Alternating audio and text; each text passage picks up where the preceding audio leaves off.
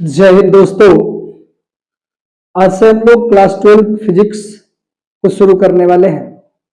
पहले आपको बता दें कि मेरे इस चैनल पर जो भी फिजिक्स, केमिस्ट्री, मैथ और हिंदी जो पढ़ाए जाएंगे उसके लिए मैंने एक पैटर्न डिसाइड किया है। पहले तो चैप्टर का फुल एक्सप्लेनेशन होगा और फिर उसके बाद उसके ऑब्जेक्टिव प्रश्न होंगे और फिर जो है बोर्ड मॉडल है BM question, board model question कराए जाएंगे जो इंपॉर्टेंट क्वेश्चन होगा। चैप्टर के फुल एक्सप्लेनेशन में हम लोग बहुत सारी चीजें सीख जाएंगे। आज के जो क्लास जो है फिजिक्स का पहले चैप्टर का और ये पहला लेक्चर है। हम लोग इसमें 2-4-5 वीडियो जो है एक्सप्लेनेशन के लिए डालेंगे, पार्ट 1 पार्ट 2 चाहे L1 L2 करके, लेक्चर 1 लेक्चर 2 लेक्चर 3 करके, ठीक है। तो पहले जो भी चैप्टर होगा उस चैप्टर का फुल एक्सप्लेनेशन 2-4 वीडियो में आएगा। फिर उसके बाद ऑब्जेक्टिव एक ही वीडियो में हो जाएगा और फिर जो है बोर्ड मॉडल क्वेश्चन जो होंगे एक ही वीडियो में आ जाएगा। तो पहले जरूरी है कि हम लोग कंसेप्ट डेवलप कर लें, जैसे ऑब्जेक्टिव और जो बोर्ड मॉडल क्वेश्चन है उसको याद करने में बहुत आसानी हो जाएगी।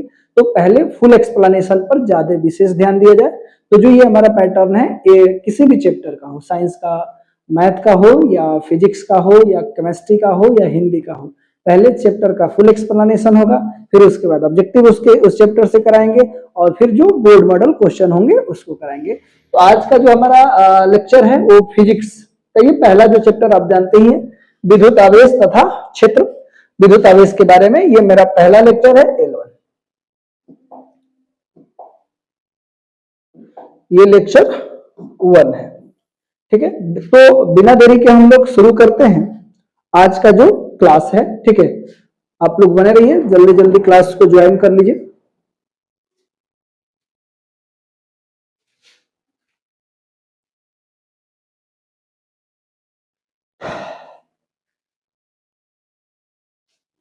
चलिए, तो आज का क्लास हम लोग शुरू करते हैं, क्लास 12 फिजिक्स। इसको शुरू करने से पहले हम लोग कुछ मोटा मोटी सिलेबस के बारे में, मैंने एक वीडियो ऑलरेडी बनाया है, उसमें मैं बहुत अच्छे से, जो यूट्यूब पर उस तरीके का सिलेबस कोई जिक्र नहीं किया है, मैंने उसको बहुत ही बेहतरीन तरीका से बताया है। और उसमें मैं ये भी बताया हूं कि अगर 70 में 70 फिजिक्स में लाना है तो पूरे चैप्टर पढ़ने की जरूरत नहीं है, विथ प्रूफ। अगर वो वीडियो नहीं देखा है तो इस चैनल पर मिल जाएगा आपको फिजिक्स का सिलेबस, वहां से पहले उसको आप देख लीजिए। हम लोग आज जो है क्लास को स्टार्ट करते हैं, फिर भी मोटा मोटी सिलेबस के बारे में जान लेते हैं। हम लोग जानते हैं कि क्लास 12 के फिजिक्स जो है वो 100 मार्क्स का है। 100 मार्क्स को डिस्ट्रीब्यूट किया गया है। इसमें क्या किया गया है, तो लिखित परीक्षा और प्रायोगिक परीक्षा।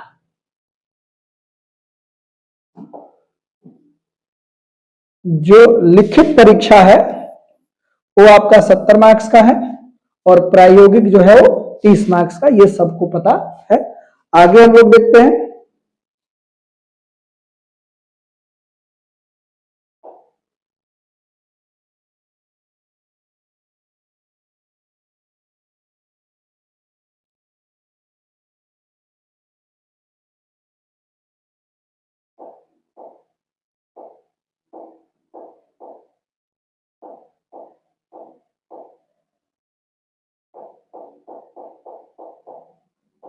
चलिए आगे हम लोग समझते हैं। इसमें पहले वाला पेज पर हम लोग आ जाते हैं। इसमें हम लोग देख रहे हैं ये 70 मार्क्स का जो क्वेश्चन है, इसमें 2 टाइप के प्रश्न होते हैं। कौन कौन भाई? तो ऑब्जेक्टिव, यानी कि ऑब्जेक्टिव जो होता है कितना परसेंट? 50%। सब्जेक्टिव जो होंगे वो भी कितना परसेंट? तो 50%। यानी कि 70 का 50% कितना हो जाएगा? 35 मार्क्स का ऑब्जेक्टिव होंगे और 35 मार्क्स का जो होगा वो क्या होगा भाई? तो हमारा सब्जेक्टिव होगा। ओके, अब हम लोग यहां पर देख पा रहे हैं कि जो हमारा ये जो आप देख रहे हैं कि ऑब्जेक्टिव 35 नंबर का आपको बनाना है, लेकिन इसके लिए आपसे पूछेगा कितना नंबर? तो 35 बनाना है कितना में से? तो 70 में से। यानी 70 ऑब्जेक्टिव देगा जिसमें से आपको 35 बनाना है। इसमें भी क्या होगा भाई, तो इसमें भी आपको 70 नंबर का सब्जेक्टिव प्रश्न देंगे जिसमें से आपको 35 बनाना है। और इसको दो टाइप से डिवाइड किया गया है, एक जो है शॉर्ट आंसर टाइप जो कि ये 2 मार्क्स का होता है, और एक जो है लॉन्ग आंसर टाइप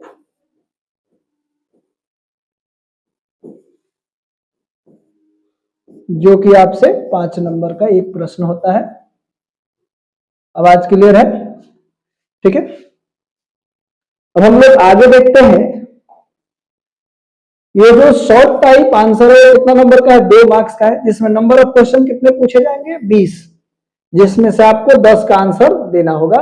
यानी कि शॉर्ट आंसर कितना होगा, 2 नंबर वाले 20 प्रश्न होंगे जिसमें से 10 का आंसर हम लोगों को देना होगा। ठीक है, अब बात करते हैं लॉन्ग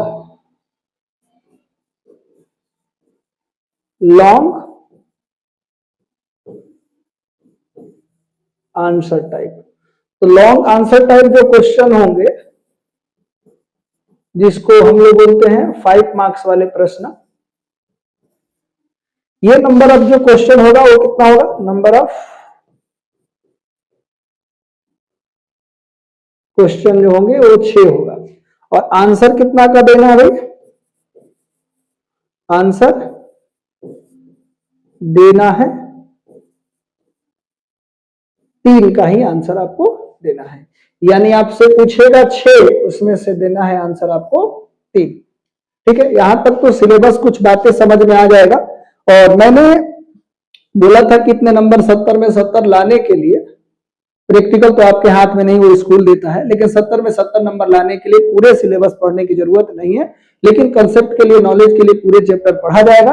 ठीक है, तो केवल 7 चैप्टर हम लोग अच्छे से पढ़ लेंगे तो 70 में 70 नंबर आ सकता है, लेकिन हम लोग पूरे चैप्टर को कवर करने वाले हैं और बहुत ही बेहतरीन तरीका से। अगर कोई भी डाउट हो तो कमेंट जरूर कीजिए, कमेंट आपका रीड किया जाएगा और उस पर फिर अगले वीडियो में उसके बारे में जिक्र किया जाएगा। आगे बढ़ते हैं हम लोग। यहां पर देख रहे हैं यूनिट 1 में इलेक्ट्रोस्टैटिक्स। तो इलेक्ट्रोस्टैटिक्स के बारे में अगर हमने बात किया कि इलेक्ट्रोस्टैटिक्स इसमें 2 शब्दों से मिलकर के बना है। एक क्या है भाई,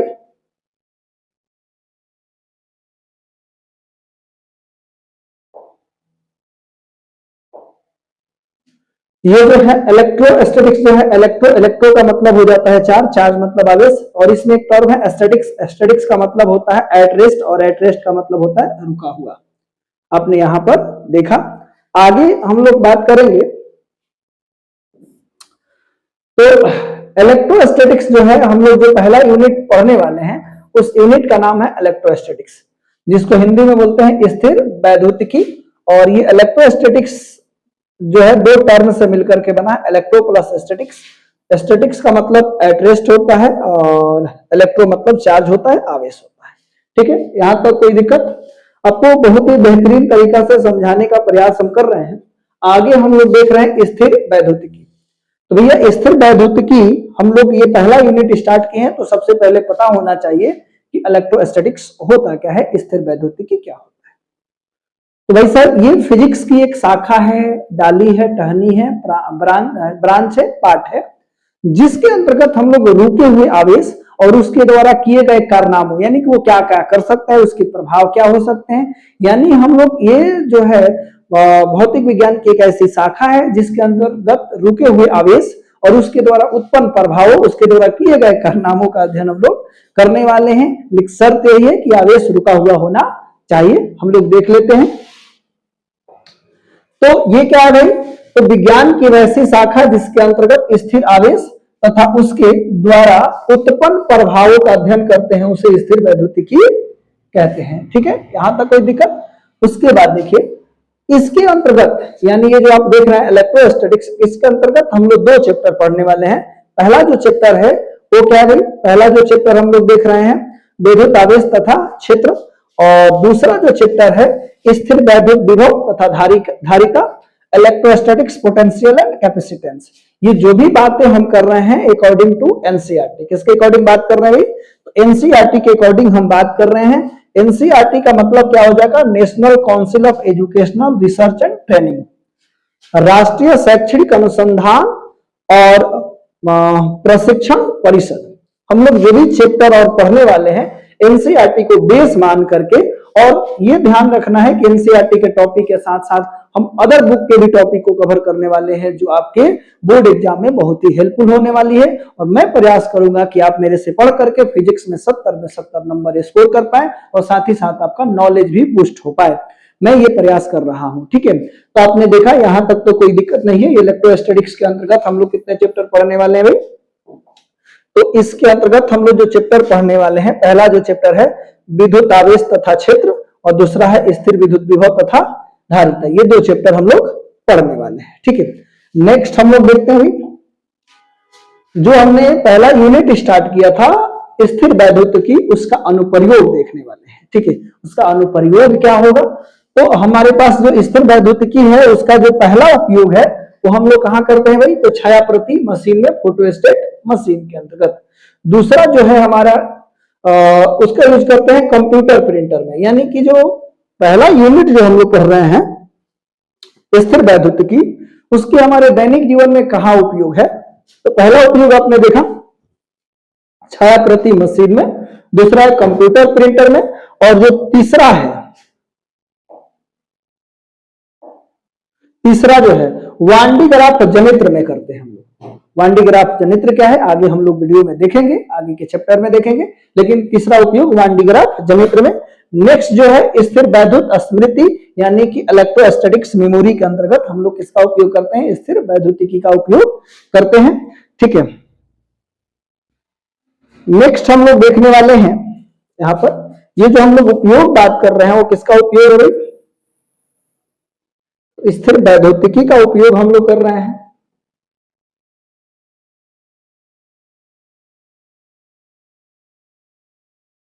ठीक है। आगे हम लोग समझते हैं पांचवा जो हमारा उपयोग है वो क्या है भाई?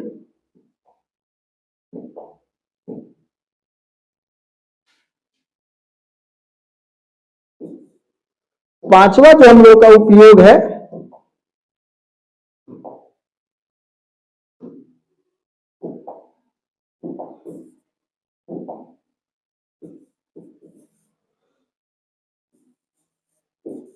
भूकंप लेखी में, जिससे भूकंप की तीव्रता मापी जाती है रिएक्टर स्केल में, जिसको हम लोग बोलते हैं सिस्मोग्राफी। यानी कि इलेक्ट्रोस्टैटिक्स का उपयोग हम लोग सिस्मोग्राफी के अंतर्गत भी करते हैं। आगे हम लोग देखते हैं भाई, तो एनसीईआरटी के अकॉर्डिंग जो हमारा पहला चैप्टर है, मैंने बात बोला था कि जो चैप्टर के नाम हम लिखेंगे वो एनसीईआरटी के अकॉर्डिंग होगा, लेकिन उसके अंदर टॉपिक जो होंगे एनसीईआरटी और भी जो हमारे लोकल में प्रकाशन चलता है। और मैं नाम नहीं ले रहा हूं, किसी बुक के जो है प्रचार नहीं हो, इसलिए मैंने नाम नहीं लिया, लेकिन जो बेस्ट बुक है उन सभी के टॉपिक कवर किए जाएंगे जो हमारे लोकल एरिया में, और मैंने बढ़िया बुक जो है एनसीईआरटी के साथ में उसको भी कवर किया जाएगा, ठीक है। कभी कभी जो है बुक वाले का नाम लेकर के, चाहे उसके प्रश्न को बोल करके बताने पर भी स्ट्राइक को लोग दे रहे हैं, जिससे चैनल जो है डिमोनेटाइज हो रहा है या डिलीट हो जा रहा है। इसलिए मैंने अदर बुक का नाम नहीं लिया, और वैसे कोई बात नहीं है। तो हम लोग बात करने वाले हैं जो पहला चैप्टर है हमारा वैद्युत आवेश तथा क्षेत्र, इलेक्ट्रिक चार्ज एंड फील्ड। उसमें हम लोग वैद्युत, मतलब वैद्युत को हम लोग विद्युत भी बोल सकते हैं, जिसको इलेक्ट्रिक बोलते हैं, ठीक है। आगे हम लोग देखते हैं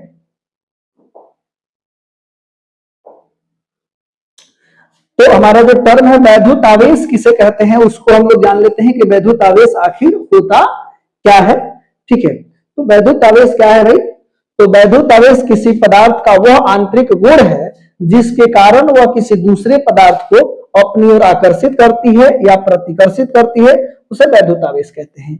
यानी आपको मैं यहां से अलग तरीका से बताने का प्रयास कर रहा हूं कि विद्युत आवेश जो है किसी पदार्थ का वह आंतरिक गुण है, इंटरनल प्रॉपर्टी है, आंतरिक गुण है, जिसके कारण वो किसी दूसरे वस्तु को अपनी ओर आकर्षित करती है या प्रतिकर्षित करती है। दूसरा डेफिनेशन आप ये बोल सकते हैं कि विद्युत आवेश जो है किसी पदार्थ का वह गुण है जिसके कारण वो विद्युत क्षेत्र या चुंबकीय क्षेत्र उत्पन्न करता है या उसके प्रभावों को अनुभव करता है। यानी सबसे अच्छा डेफिनेशन तो मेरे को यही लग रहा है, किसी पदार्थ का वह आंतरिक गुण जिसके कारण वह किसी दूसरे पदार्थ को आकर्षित करती है या प्रतिकर्षित करती है, उसे विद्युत आवेश कहते हैं। यहां तक कोई दिक्कत नहीं। चलिए आगे हम लोग बात करते हैं कि आवेश के बारे में। तो आवेश एक अदिश राशि है। आवेश क्या है? आवेश एक अदिश राशि है और आवेश को हम लोग छोटा बड़ा क्यू या छोटा क्यू के द्वारा सूचित करते हैं। नेक्स्ट जो हम लोग देख रहे हैं, इसका मात्रक जो होता है वो कूलाम होता है, ठीक है। उसके बाद आवेश Q बराबर विद्युत धारा गुणे समय, यानी Q बराबर IT होता है। उसके बाद देख रहे हैं इसका जो बीमा होता है AT या IT होता है, ठीक है, समझ पा रहे हैं। इसका अन्य मात्रक जो होगा एम्पियर इंटू सेकेंड होता है और इसका जो प्रायोगिक मात्रक है, इसका प्रायोगिक मात्रक जो होता है एम्पियर इंटू के घंटा होता है। आप बात को समझ गए होंगे। ये क्या होगा? एम्पियर इंटू के घंटा। यानी जो हमारा आवेश है वो अदिश राशि है और उसे छोटा क्यू या बड़ा क्यू के द्वारा सूचित करते हैं और इसका एसआई मात्रक क्या होता है? कूलम होता है। और आवेश जो होता है विद्युत धारा और समय के गुणनफल के बराबर होता है। आप यहां से एक और डेफिनेशन बोल सकते थे कि सर विद्युत आवेश क्या होता है? तो विद्युत आवेश है, आवेश भी बोलोगे तो कोई दिक्कत नहीं है, विद्युत आवेश। तो आप एक डेफिनेशन चाहोगे तो आप यहां से बोल सकते हो कि विद्युत धारा, विद्युत आवेश का डेफिनेशन, विद्युत धारा और समय के गुणनफल को विद्युत आवेश कहते हैं। विद्युत धारा और समय के गुणनफल को क्या कहा जाता है भैया? तो विद्युत आवेश कहते हैं। ओके, क्या मैंने बोला? मैं यहां से बोल सकता हूं कि विद्युत धारा और समय के गुणनफल को विद्युत आवेश कहते हैं। समझ में आ रहा है? अगर समझ में आ रहा है और वीडियो को लाइक कर दीजिए और इस वीडियो को शेयर कर दीजिए ताकि अधिक से अधिक बच्चे जुड़ पाए। और इस चैनल को बूस्ट करने में आप ही लोग मदद कर सकते हैं। मैं तो आप लोगों के लिए मेहनत करने के लिए तैयार हूं, ठीक है। कंटिन्यू वीडियो आएगा, लेकिन लाइट के प्रॉब्लम की वजह से कुछ दिक्कत हो जाता है, लेकिन धीरे धीरे सभी समस्याओं को दूर करने का प्रयास कर रहे हैं, ठीक है। तो आप लोग थोड़ा सा सहयोग करिए। आगे हम लोग बात करते हैं आवेश के इतिहास के बारे में। तो आवेश का इतिहास क्या है? तो हम लोग यहाँ पर देख रहे हैं कि लगभग 600 ईसा पूर्व ग्रीस को हम लोग ग्रीक भी बोलते हैं, यूनान बोलते हैं। तो ग्रीक, ग्रीस, यूनान देश के एक मिलेटस, यानी मिलेटस का अभी नाम जो हो गया टर्की, जो है तुर्की आप बोलते हैं, टर्की के वैज्ञानिक थे थेल्स। ने ज्ञात किया कि एम्बर, आपने एम्बर का नाम सुना होगा या फिर आगे चल करके हम इसके बारे में विस्तार से चर्चा भी करने वाले। एम्बर नामक पदार्थ जो क्या होता है? एम्बर जो पदार्थ है वो बाल्टिक सागर के किनारे मिलता है और कैसे है जी? पीले रंग का एक रेजनी पदार्थ है।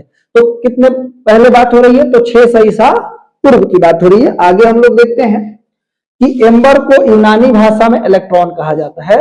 तो एम्बर को यूनानी भाषा में क्या कहते हैं भाई? इलेक्ट्रॉन कहते हैं।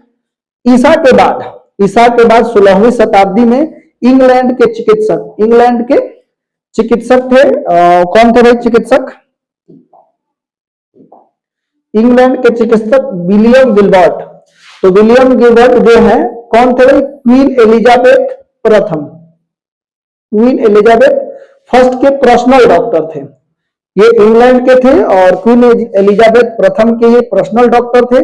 ने प्रयोग के आधार पर पता लगाया कि एम्बर की भांति या एम्बर की तरह अन्य पदार्थों जैसे कांच, एबोनाइट, गंधक इत्यादि को भी रगड़ने पर उनमें भी, जिस तरीका से, फिर से मैं एक बार समझाने का प्रयास कर रहा हूं आवेश की इतिहास। तो लगभग 600 ईसा पूर्व ग्रीस बोलो चाहे ग्रीक बोलो चाहे यूनान बोलो, ये देश है, इसमें एक जगह था मिलेटस जिसको हम लोग टर्की बोलते हैं आजकल, ठीक है। तुर्की टर्की के वैज्ञानिक थे, उनका नाम था थेल्स। ने ज्ञात किया कि एम्बर को अगर हम लोग किसी ऊन से रगड़ते हैं, एम्बर को किससे रगड़ते हैं? ऊन से रगड़ते हैं, तो उसमें जो है एम्बर के अंदर एक गुण आ जाता है जिससे वो छोटी वस्तुओं को, जैसे कागज के टुकड़े, धूल कण इत्यादि को क्या करता है? अपनी ओर आकर्षित करता है, ठीक है। ये किसने देखा भाई? तो थेल्स ने। किसने देखा? तो थेल्स, ठीक है। एम्बर को यूनानी भाषा में हम लोग इलेक्ट्रॉन कहते हैं। एम्बर को यूनानी भाषा में हम लोग क्या कहते हैं? एम्बर को यूनानी भाषा में हम लोग इलेक्ट्रॉन कहते हैं। यहां तक किसी को कोई दिक्कत नहीं है। ईसा के बाद 16वीं शताब्दी में इंग्लैंड के एक वैज्ञानिक थे जिनका नाम था डॉक्टर विलियम गिलबर्ट। और ये आम आदमी नहीं थे, ये क्वीन एलिजाबेथ, जो क्वीन एलिजाबेथ थी उनके ये पर्सनल डॉक्टर थे। क्वीन एलिजाबेथ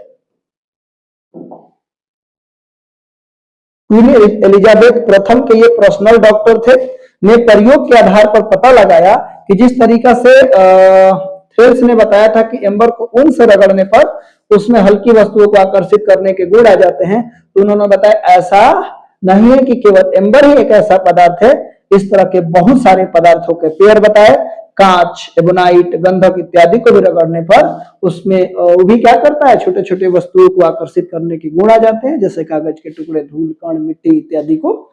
ठीक है, समझ में आ रहा होगा। हम लोग आगे बात करते हैं।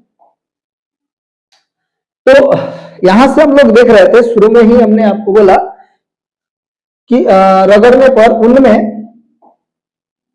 भी हल्की वस्तुओं को आकर्षित करने के गुण आ जाते हैं। कहने का मतलब है जिस तरीका से थेल्स ने बताया कि एम्बर को ऊन से रगड़ने पर उसमें छोटी छोटी वस्तुओं को आकर्षित करने का गुण आ जाता है, उसी तरीका से ईसा के बाद 16वीं शताब्दी में डॉक्टर विलियम गिलबर्ट ने भी यह बताया कि एम्बर ही एक लौता पदार्थ ऐसा नहीं है जिसे रगड़ने पर छोटे वस्तुओं को आकर्षित करने के गुण आ जाए। ऐसे बहुत सारे पदार्थों के बारे में बताया कौन? डॉक्टर विलियम गिलबर्ट, जो कि क्वीन एलिजाबेथ प्रथम के पर्सनल डॉक्टर थे। ठीक है, उन्होंने कांच, एबोनाइट, गंधक इत्यादि बहुत सारे पदार्थों का नाम बताया जो एबोनाइट की तरह ही छोटे छोटे वस्तुओं को आकर्षित करने का गुण रखता है रगड़ने के बाद।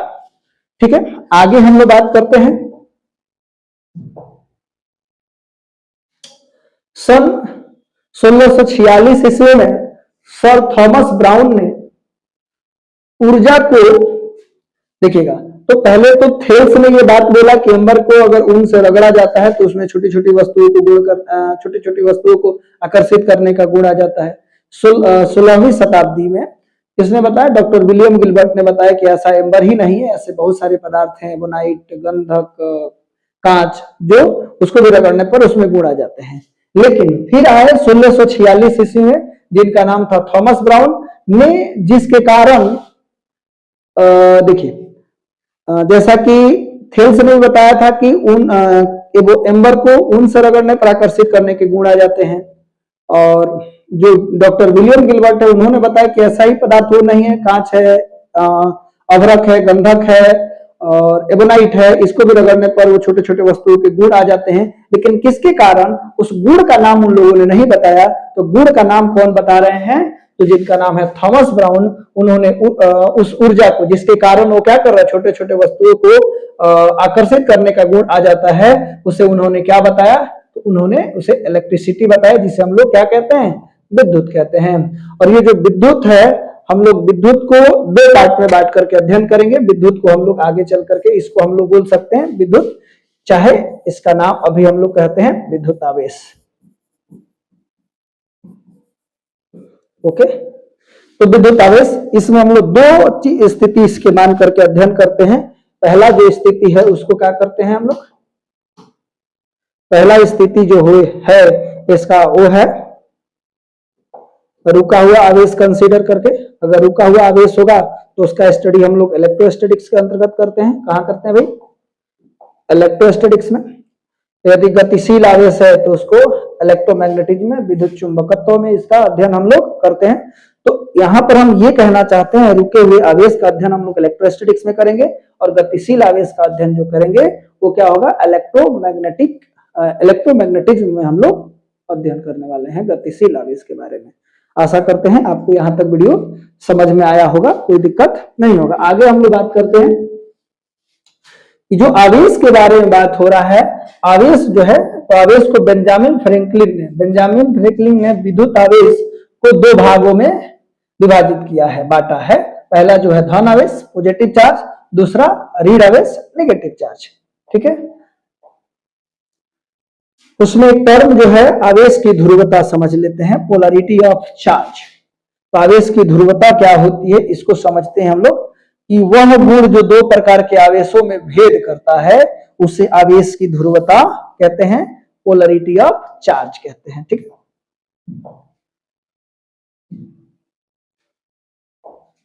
चलिए आगे हम लोग बढ़ते हैं।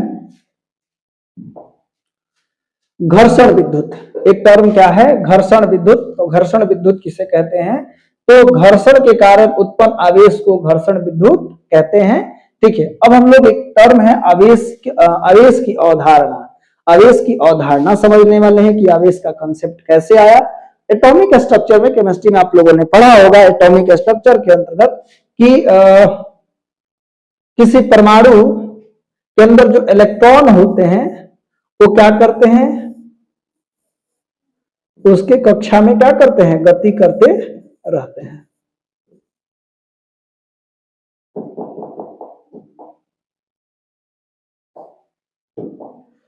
इलेक्ट्रॉन जो है इसके कक्षा में क्या करते हैं, गति करते रहते हैं।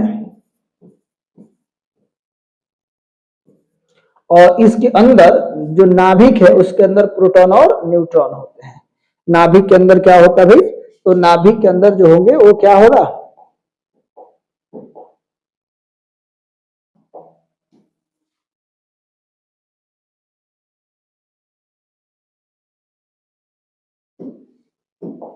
तो नाभिक के अंदर प्रोटॉन और न्यूट्रॉन होंगे और इलेक्ट्रॉन इसके चारों तरफ चक्कर लगा रहे होंगे। तो सबसे पहले आवेश की कल्पना किया गया था तो वो घर्षण के कारण ही किया गया था, जैसा कि आपने देखा थेल्स ने इसके बारे में शुरुआत में बताया था 600 ईसा पूर्व में। उन्होंने जब आवेश के बारे में बात बताया तो उन्होंने बताया कि एम्बर को ऊन से रगड़ने पर, हम लोग किसी चीज को ऊन से रगड़ते हैं तो उसके अंदर भी छोटी वस्तुओं को आकर्षित करने के गुण आ जाते हैं। जैसे कि अभी हम, अगर आप लोगों ने इस तरह का एक्सपेरिमेंट भी किया होगा कि बाल से अपने पेन को या प्लास्टिक की चीजों को रगड़ करके छोटे छोटे कागज के टुकड़े के पास ले करके आते हैं तो उसके वो भी क्या करता है, उसको पोलराइज कर देता है, उसको आकर्षित करता है। तो घर्षण के कारण ही सबसे पहले आवेश की कल्पना की गई थी, आवेश आया था। तो लेकिन जब हम दो वस्तुओं को रगड़ते हैं तो कुछ देर रगड़ने के बाद उसके अंदर क्या होता है, घर्षण के कारण ऊष्मा उत्पन्न हो जाती है, जिसकी वजह से जो बाहरी कक्षा के इलेक्ट्रॉन होते हैं एक वस्तु से निकल करके दूसरे वस्तु में चले जाते हैं, एक वस्तु से निकल करके दूसरे वस्तु में चले जाते हैं। तो आप कहोगे कि सर रगड़ने पर प्रोटॉन क्यों नहीं जाते हैं, तो प्रोटॉन तो नाभिक के अंदर है भाई, तो प्रोटॉन को निकलना थोड़ा सा मुश्किल है। इसलिए जब हम लोग घर्षण कराते हैं तो इलेक्ट्रॉन, परमाणु के अंदर का जो इलेक्ट्रॉन है, जो बाहरी कक्षा का इलेक्ट्रॉन है, वो एक वस्तु से निकल करके दूसरे वस्तु में चला जाता है। वही चीज हम यहाँ पे समझाने का प्रयास कर रहे हैं कि मान लेते हैं कि हमारे पास एक वस्तु है, ये इसके अंदर हम एज्यूम कर लेते हैं कि जानते हैं कि परमाणु विद्युत उदासीन होता है, अगर इसके अंदर 5 इलेक्ट्रॉन हैं तो 5 प्रोटॉन भी होगा, तो प्रोटॉन तो नाभिक के अंदर होगा। एक दूसरी वस्तु की कल्पना करते हैं और उसके अंदर भी हम मान लेते हैं कि 6 इलेक्ट्रॉन है और 6 इलेक्ट्रॉन है तो 6 प्रोटॉन भी होगा। बात समझ रहे हैं। अब देखिए इन दोनों को आपस में अगर रगड़ेंगे तो हो सकता है कि इधर से इलेक्ट्रॉन निकल करके इसके अंदर चला जाए। तो ये जो इलेक्ट्रॉन आप देख रहे हैं वो निकल करके अगर इसके अंदर आ जाए तो इसके अंदर जो इलेक्ट्रॉन जो होगा वो क्या होगा भाई, ये जो इलेक्ट्रॉन आप देख रहे हैं वो क्या हो जाएगा, ये इलेक्ट्रॉन जो है वो निकल करके इसके अंदर आ जाएगा यहां पर। तो जैसे ये इलेक्ट्रॉन निकल करके आया, सर प्रोटॉन क्यों नहीं आएगा, तो मैंने अभी बताया कि प्रोटॉन नाभिक के अंदर होता है। तो इसके अंदर अब देख लीजिए जो इलेक्ट्रॉन है, इलेक्ट्रॉन की संख्या हो गई है 1 2 3 4 5 6 गो, और जो प्रोटॉन है उसकी संख्या है अभी 5। तो इलेक्ट्रॉन की अधिकता हुई है कि नहीं हुई है, तो इस पर कैसा आवेश आ जाएगा, तो निगेटिव।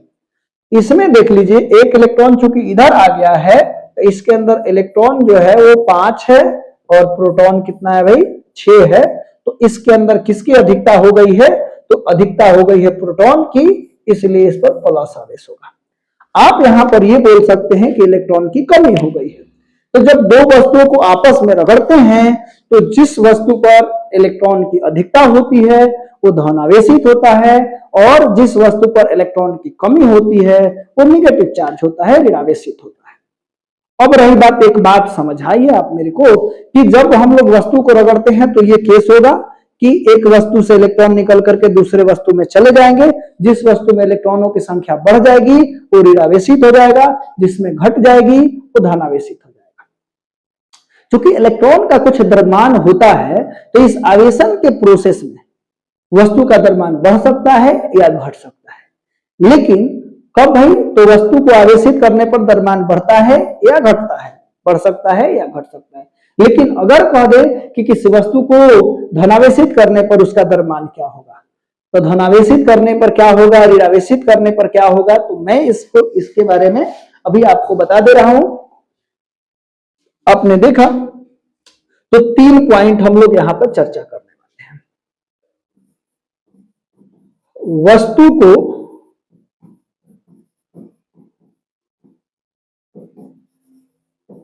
आवेशित करने पर, आवेशित करने पर, तो यहां पे तो बात ही नहीं हो रही कि धनावेश की ऋणावेश, लेकिन आवेशित करने पर तो वस्तु का जो द्रव्यमान है, वस्तु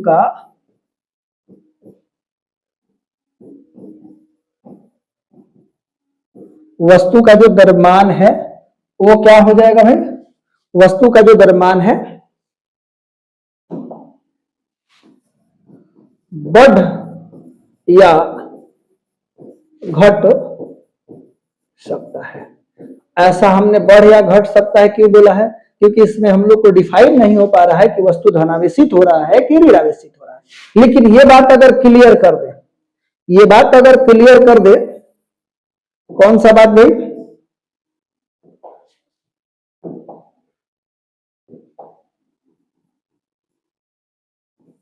कि वस्तु को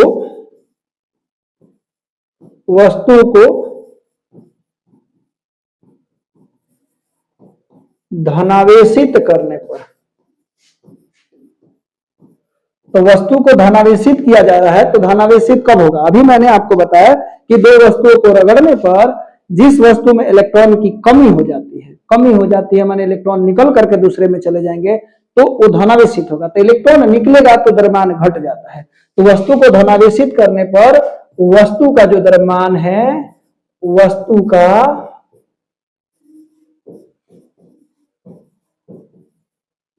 द्रव्यमान क्या हो जाता है, तो घट जाता है।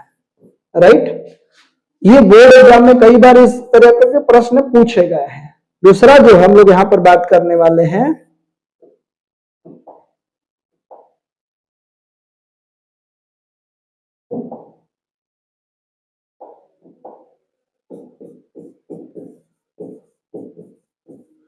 वस्तु को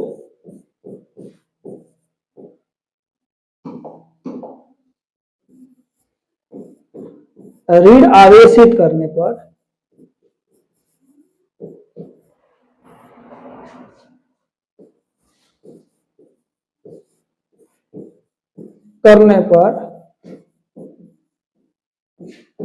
वस्तु का जो द्रव्यमान है, वस्तु का द्रव्यमान, तो जब ऋणावेशित करेंगे तो इलेक्ट्रॉन लाना पड़ेगा, तो इसलिए क्या होता है, बढ़ जाता है।